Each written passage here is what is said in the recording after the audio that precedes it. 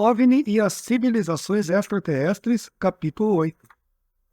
À guisa de capítulo, uma hipótese: a conjunção dos sexos.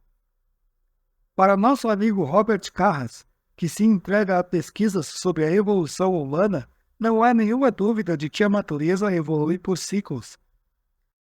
De acordo com a Gênese hebraica, ele fez sua a tese segundo a qual homem e mulher são nascidos de um ser hermafrodita, que era ao mesmo tempo macho e fêmea. Os atributos inúteis que ainda restam a um e outro sexo seriam uma prova em favor disso. Robert Carras afirma: a puberdade é com frequência uma luta aberta entre as duas tendências sexuais, luta que vê realizar-se a materialização efetiva do positivo ou do negativo.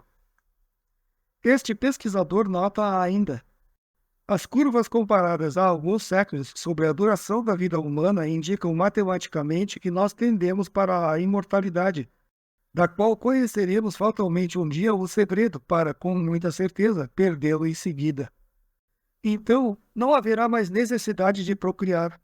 Como se concebe, isto trará numerosos problemas às futuras civilizações, a menos que a senhora natureza, que tudo prevê, nos encaminhe insensivelmente para um novo ser hermafrodita, idêntico àquele que serviu de fonte para a nossa evolução.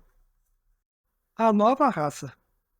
Basta observar as moças de hoje para perceber que, desde já, grande número delas tem o peito achatado e as ancas retas dos rapazes.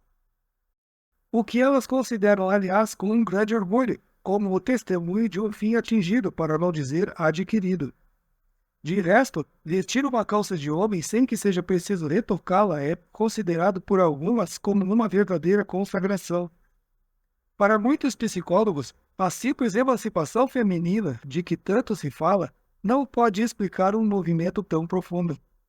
Movimento que marca, aliás, a jovem mulher de hoje que não está, na maioria dos casos, mais em condições de dar com seu leite toda a alimentação que o recém-nascido reclama.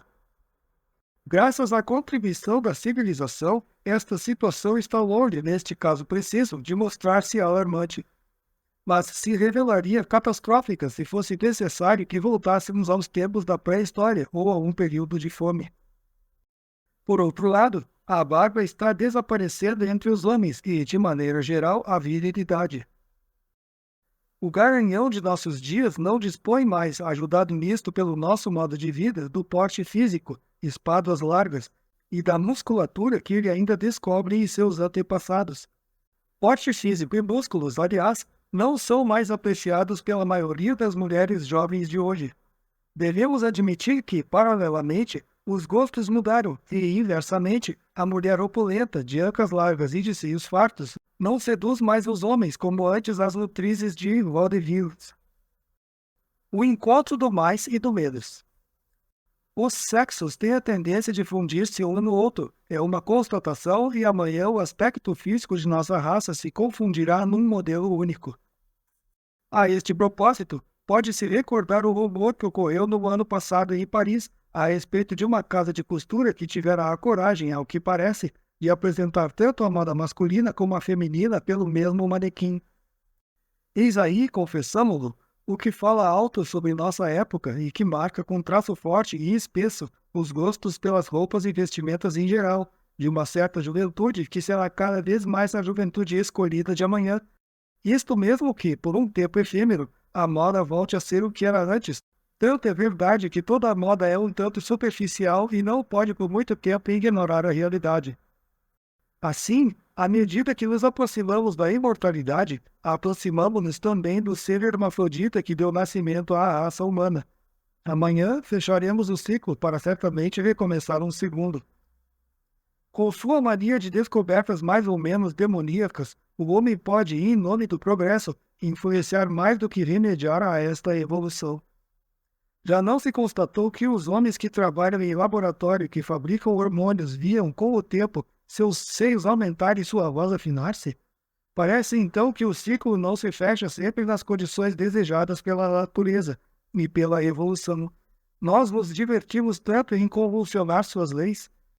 Então, em lugar de fechar a roda do Jotisheva primitivo, o andrógeno da humanidade nascente, o caminho desvia-se e as mulheres põem-se, por exemplo, a procriar apenas mulheres ou apenas homens, sem dúvida com uma superioridade intelectual constatável no sexo sobrevivente.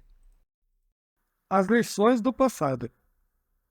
A condição ideal de todo equilíbrio é ser delicado, precário e mesmo romper-se mais ou menos a longo termo. Ora, ele o é talvez assim atualmente no que diz respeito à divisão de sexos ao nascimento. A procriação em massa de seres do sexo masculino produziu-se certamente há muito tempo em algum planeta muito evoluído de nossa galáxia, quando os anjos, seguramente cosmonautas, desceram dos céus para fecundar as velas terráqueas que sofriam a carência inversa. Uma das particularidades da sabedoria cósmica e talvez uma razão de ser da criação exige que exista um equilíbrio por oposição entre o mais e o menos, o macho e a fêmea, e sem dúvida a matéria e a antimatéria.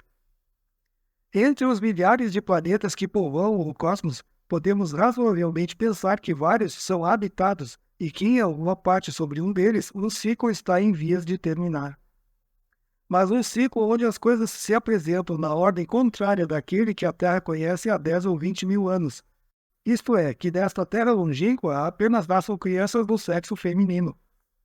Daí a imperativa necessidade de remediar a esta situação antes que a raça se extinga totalmente por privação de elementos machos. Os habitantes deste planeta, que sem dúvida transgrediram muito sensivelmente as leis da natureza, devem necessariamente encontrar em outra parte, no mundo irmão de nosso universo, a Terra, por exemplo, a polaridade que lhes falta.